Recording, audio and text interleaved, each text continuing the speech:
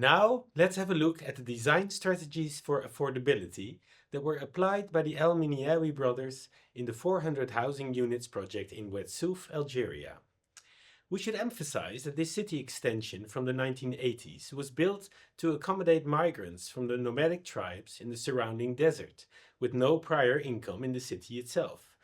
Therefore, no initial investment was to be expected from the future inhabitants. This called for an overall approach to affordability extending beyond design aspects to political and economic strategies. The Algerian national government provided the land free of charge, which usually is a substantial part of the investment. As part of the agreement, a municipal housing association was set up to administer the project and fund the investment for the construction and maintenance, which was to be regained over time in small amounts of monthly rent from the future residents. Within these financial constraints, the architects came up with various design strategies to diminish building costs and hence keep the rent for the inhabitants low.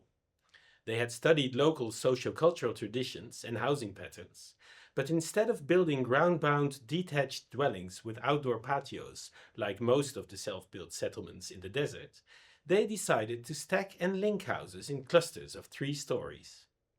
This configuration has a few financial advantages.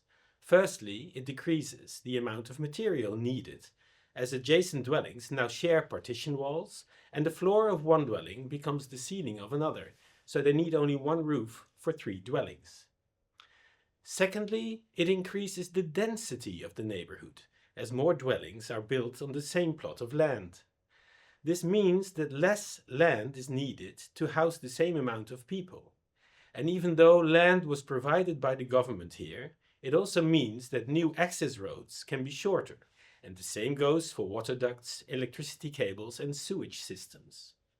In other words, higher densities decrease the substantial costs of necessary infrastructure per dwelling unit. The architects further improved the scheme by designing a shared open-air access stairwell for clusters of 4 dwellings per floor, meaning that one single stairwell provides access to up to 12 dwelling units. These clusters are then grouped around the inner streets, squares, and small parking lots of the neighborhood, again diminishing the length of necessary infrastructure.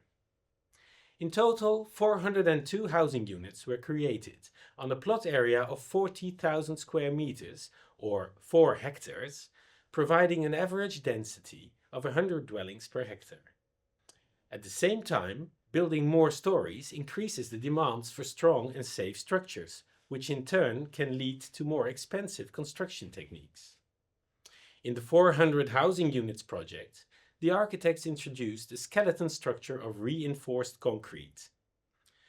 This structure is designed on a repetitive grid, so the beams and columns can be similar in size and span throughout the whole neighborhood, allowing variations in dwelling size and layout without altering the structure.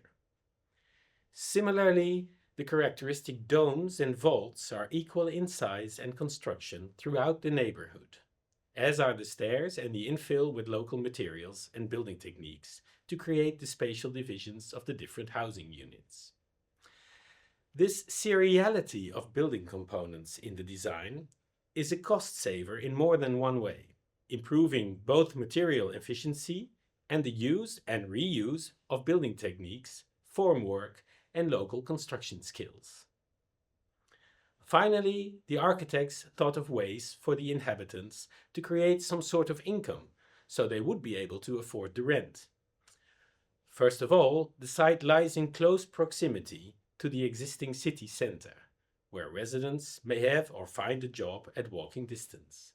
So commuting does not necessarily add to their daily living costs.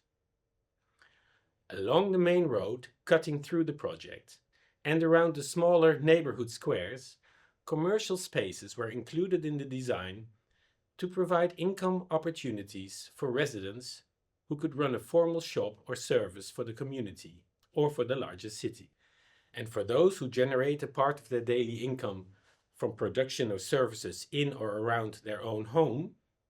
The configuration of the dwelling clusters provides each house with a fairly direct contact to the public spaces of the neighborhood and city.